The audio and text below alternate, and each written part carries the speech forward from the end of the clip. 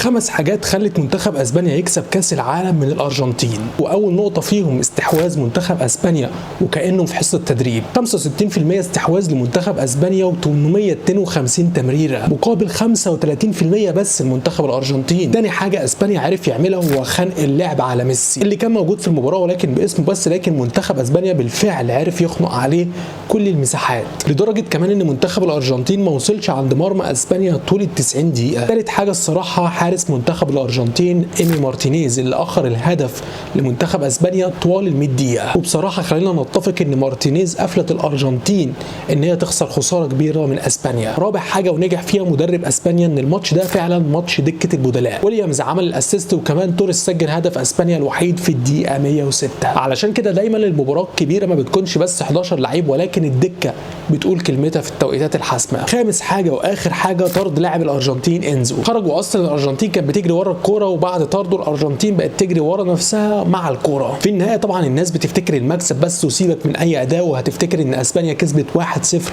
نهائي كاس العالم ضد الارجنتين. مش هتفتكر ان منتخب اسبانيا عمل 20 تسديده في المباراه منهم 12 بس على مرمى مارتينيز، ولا كمان هيفتكروا 32% استحواذ على الكوره في نص ملعب الارجنتين. فانتوا بقى قولوا لي هل فعلا اسبانيا استحق لقب كاس العالم ولا كنتوا شايفين الارجنتين هي اللي كانت المفروض تكسب؟ وما تنساش تدعمني بلايك وفولو. بس كده ودي